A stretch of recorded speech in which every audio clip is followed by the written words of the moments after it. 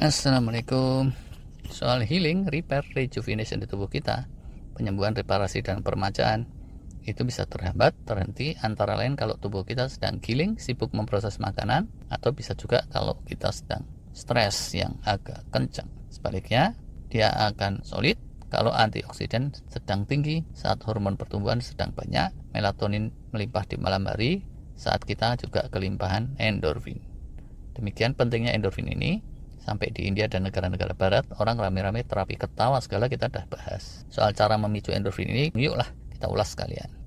Pencetus bahagia itu untuk tiap orang bisa beda-beda. Ada yang jadi girang bahagia kalau menikmati lagu dangdut, tapi ada yang kalau denger dangdut itu hatinya menjadi mikut gitu. Sama aja nih. Rasulullah SAW juga memberikan hints, tersenyum itu ibadah. Yaitu kalau senyumnya tulus ikhlas. Kalau senyumnya sinis dan senyum ngeledek itu beda lagi. Berdasar riwayat, Rasulullah itu seumur hidup senantiasa sehat, tidak sakit-sakitan, ekspresinya juga senantiasa cerah, ramah, gembira, menyenangkan. Endorfin dalam tubuh beliau mestinya melimpah ruah. Walau alam. Jadi, kalau mencermati keseharian beliau, kemungkinan kita bisa dapat banyak hints bagaimana cara melimpahkan endorfin di tubuh kita. Bisa dicoba. Kalau saran dari para ahli, itu kuncinya 3. Tata batin, tata krama, yang kedua tata diet, atur makanan yang benar, dan ketiganya tata aktivitas. Soal tata krama, tata batin, ini bisa jadi topik tersendiri. Cuma contohnya gini aja ya, sama-sama ngerokok ya, yang ngerokok dengan pikiran positif itu masih rada mending daripada yang pikirannya negatif. Buktinya ya, salah satu orang tertua di dunia, nenek-nenek 117 tahun, dia tuh masih merokok secara aktif dan terus saja ngerokok sampai tua. Ternyata sehat-sehat aja. Lah, tapi ini bukan artinya kita mesti rame-rame ngerokok loh ya. Cerutu juga enggak. Selain aktivitas fisik, puasa Ramadan itu sebetulnya laku kebatinan. Dan selain puasa, banyak lagi laku-laku spiritual yang bisa memunculkan efek endorfin. Bisa berzikir, berdoa, sholat, wudhunya itu, ngaji Quran, haji, dan serangkaiannya. Di Mekah itu ya, orang yang habis tawaf ngantuk berat. Habis wukuf juga ngantuk. Di Mina juga bawaannya ngantuk aja, dan seterusnya. Kalau yang prasangkanya jelek, itu terus nyala-nyalain setan.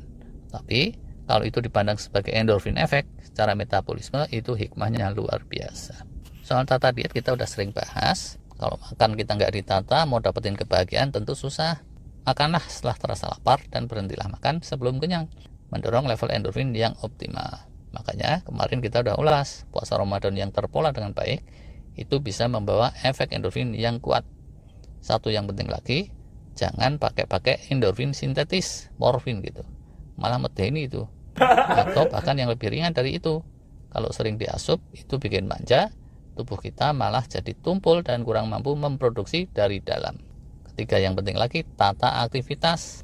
Dalam keadaan normal, tubuh kita itu pabrik kimia kan ya. Kalau di Sumedang itu banyaknya pabrik tahu, di Garut pabrik dodol. Kesana sana. Tubuh kita memproduksi berbagai chemical untuk memastikan sistemnya bekerja dengan baik. Di antaranya ada hormon-hormon dan enzim-enzim yang merupakan pengatur serta katalis. Apa sih aktivitas yang bisa menjadi stimulan untuk endorfin? Pertama itu ya, stres positif.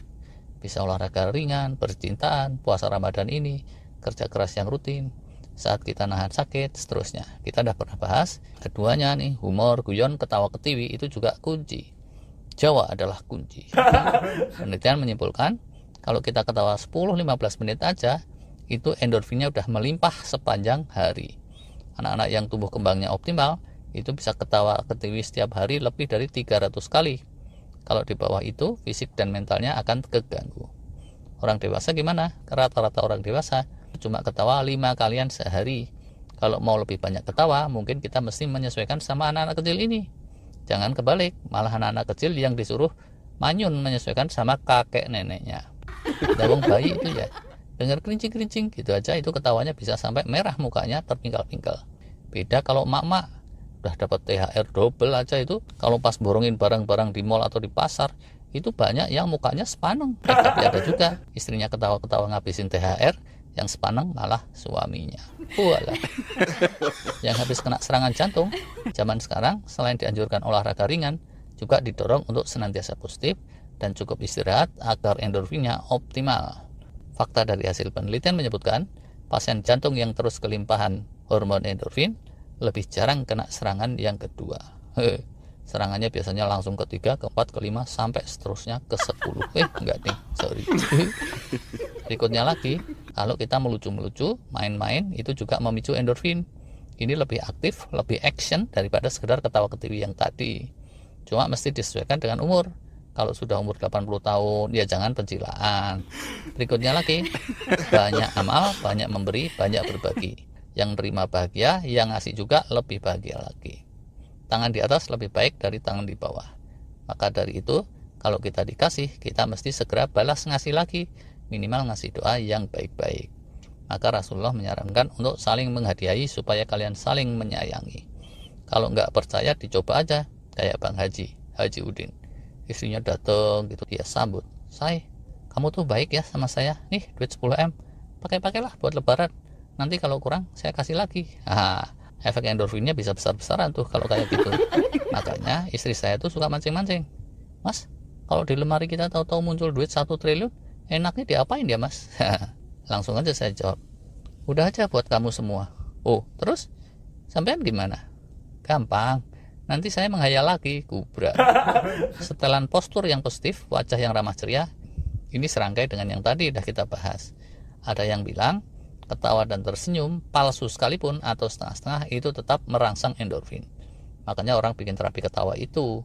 Tapi kalau senyumnya salah sasaran, bisa juga jadi bengap karena kena gaplok. Sebagian muslim bahkan meyakini itu sebagai suatu kewajiban. Kalau yang mempraktekin ini dengan serius, gak cuma dekat dengan anak cucu, orang-orang lain aja pada seneng. Banyak yang terus maranin, walaupun sehari-harinya bau balsam sama minyak angin. Kadang kentut pula, ini berkah dari Allah. Yang gagal praktekin di sisi lain itu juga banyak. Orang tua, kakek nenek itu terus tidak disukai oleh anak cucunya sendiri. Kalau mereka muncul gitu segala candaan langsung stop. Astagfirullah. Serangkai dengan itu, kita mesti cepat berdamai, cepat move on, cepat memaafkan.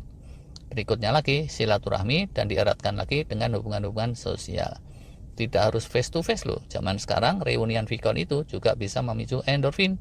Ini sesuai dengan nasihat dari Rasulullah SAW bahwa silaturahmi itu membawa rezeki dan memperpanjang umur. Kerokan atau dikerik itu menurut Profesor Didik Gunawan Tamtomo dari FKUNS juga bisa memicu endorfin. Tapi ada sih orang yang kalau dikerok itu malah gieng-gieng, kegelian atau kesakitan. Gak betul kalau yang ini.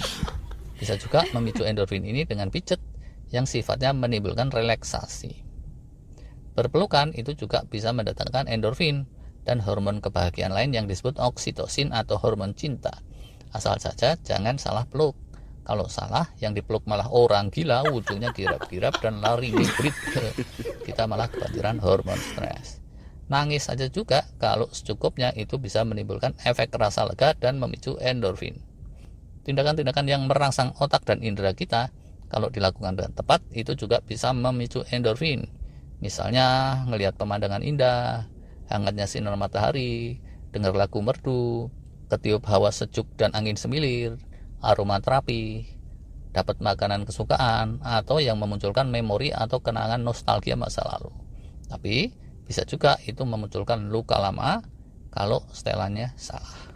Kecukupan tidur juga bisa bikin endorfin optimal, dan endorfin optimal bisa membantu tidur lebih pules. Bolak-balik ini.